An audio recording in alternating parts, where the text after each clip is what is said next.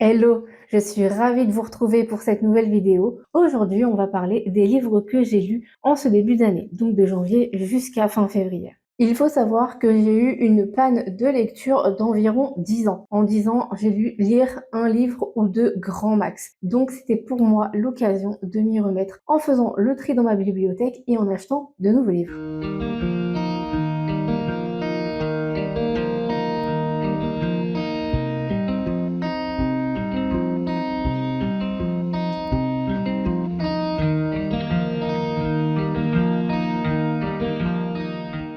Comme je l'ai dit, rien de mieux pour se remettre à lire que d'acheter un nouveau livre.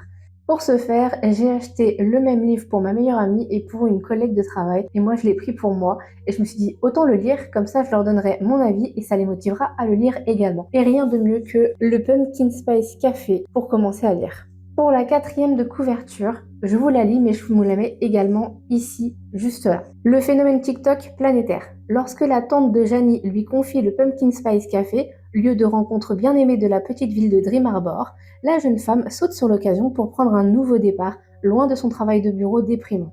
Logan, un jeune agriculteur local, a beau se tenir à l'écart de la communauté et de ses ragots, l'arrivée de Jenny vient le perturber dans sa routine. Lui qui ne veut rien savoir de cette ville à l'optimisme agaçant est pourtant inexplicablement attiré par elle. L'attitude insouciante de Jenny finira-t-elle par séduire Logan, aussi sublime que grincheux, ou cette citadine a-t-elle trouvé en lui la seule personne de Dream Harbor qui ne tombera pas sous son charme est celui de ses Pumpkin Spice Latte? Une romance cosy, small town, avec des héros Grumpy X Sunshine et la garantie d'un happily ever after. Ce livre fait 358 pages. C'est un petit livre. Le jaspage est très sympathique, j'aime beaucoup. Il faudra compter le tarif de 19,50 € pour pouvoir l'acheter. Je ne sais pas si depuis il a été sorti en format poche, en tout cas moi je l'avais acheté à ce prix-là. Et alors, pour ma part, eh bien c'était très sympathique comme livre à lire. C'est une petite romance très choupie, très mignonne, vraiment chill. Les chapitres sont assez courts, donc facile à lire. Pour une reprise de la lecture, je me suis décidée à lire un chapitre chaque soir avant de m'endormir plutôt que de scroller sur le téléphone. Très sympathique, franchement je le recommande. Si vous n'avez pas l'habitude de lire, il est facile. Allez-y sans problème. En deuxième, j'ai décidé de me lancer dans un livre que j'ai retrouvé dans ma bibliothèque qui n'est autre que Nico Takian, La lisière. En quatrième de couverture, je vous la mets juste ici et je vous la lis. Un choc sous la voiture en pleine nuit alors que Viviane, Adrien et leur fils Tom roulent dans les monts d'Arrée. Adrien s'arrête, descend pour voir, Tom le suit. Une minute passe, puis deux.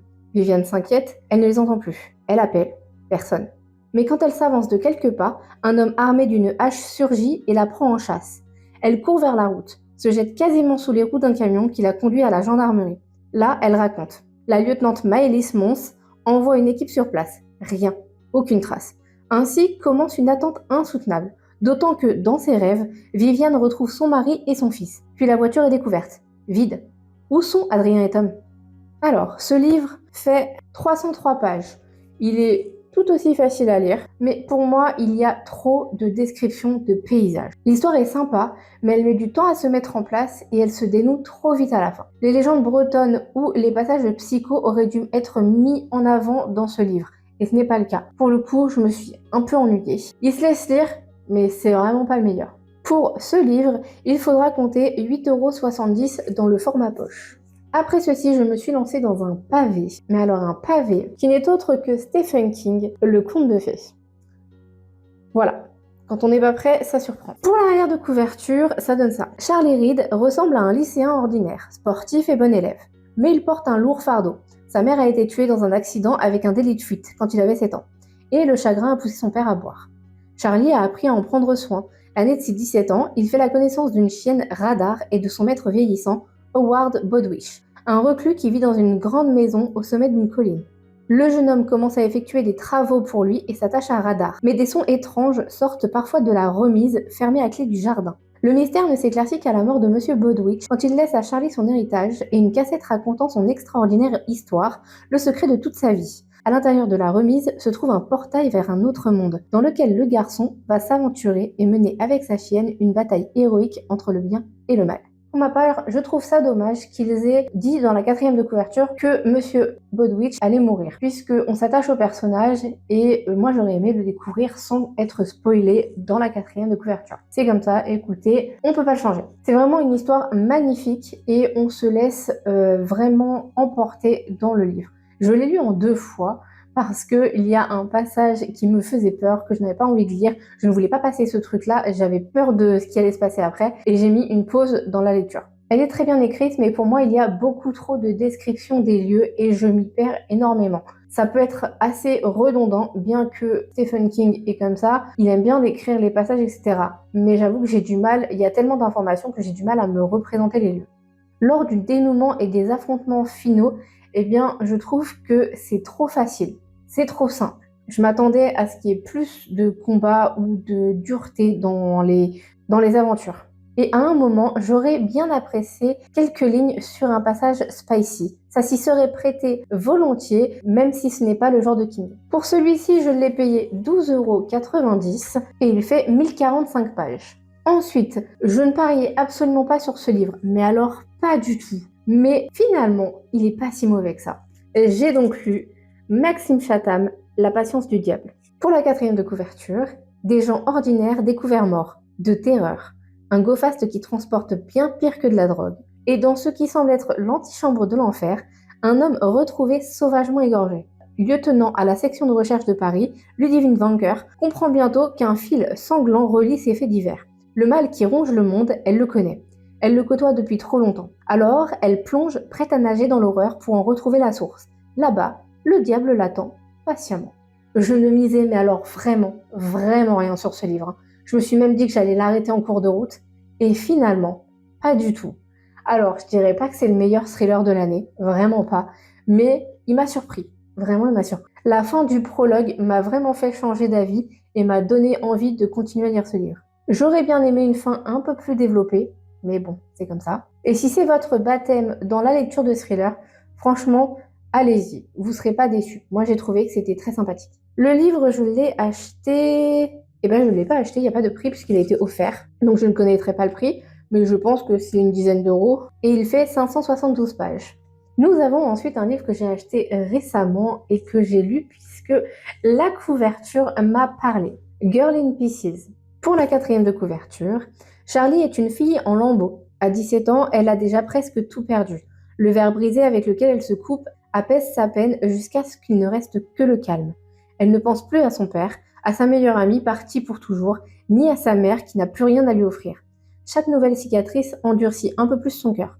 Pourtant, vivre fait toujours aussi mal, si mal que plus rien n'a d'importance. Mais parfois, la douleur est nécessaire pour remonter la pente. Girl in Pieces est le portrait bouleversant d'une adolescente qui se bat dans un monde qui lui a tant pris et de son chemin vers la guérison. Il faut savoir que c'est un livre qui me touche personnellement puisque j'ai moi-même fait de l'automutilation pendant des années au lycée. Donc, je l'ai lu parce que je pense que ça pouvait me toucher et me rappeler une période de ma vie. Le livre est écrit à la première personne dans les pensées de la jeune fille. Il m'a fallu plusieurs pages pour réussir à me mettre dans l'ambiance et dans la peau du personnage parce que c'est écrit d'une certaine façon où c'est un petit peu décousu, un petit peu justement dans l'esprit d'une jeune fille dans cet état-là. Et c'est un peu compliqué de se mettre dedans, mais une fois qu'on est dedans, franchement, c'est génial. Il y a des passages qui peuvent paraître longs ou vraiment pas faciles parce que c'est ce qu'on ressent en fait quand on est dans cette période-là. Il y a des choses où c'est un peu répété, mais dans le cerveau, quand on est comme ça, c'est effectivement ce qui se passe. J'aurais aimé plus de passages avant le début de l'histoire et plus de détails sur comment elle fait ou ce qu'elle ressent de pourquoi elle le fait. Je trouve que c'est pas assez détaillé, mais ça donne une bonne idée de ce que les gens qui passent par là ressentent. Ce livre, je l'ai payé 9,90 € et il fait 470 pages. Vous avez ensuite des notes de l'autrice qui font 2 pages. Voilà. Ensuite, j'ai acheté un livre parce qu'il m'a plu au niveau de la couverture. J'ai essayé de faire un petit peu dans tous les styles de lecture pour essayer de trouver ma voie, trouver la lecture qui me convient et ce qui ne me convient pas. Donc, j'ai acheté Nymphéa et la chambre rouge. Pour la quatrième de couverture, si Roxane a accepté cet emploi dans un sulfureux bar à champagne, c'est parce qu'elle cherche le scoop qui fera décoller sa carrière de journaliste. Derrière les portes du millésime, des secrets sont enfouis, elle en est sûre.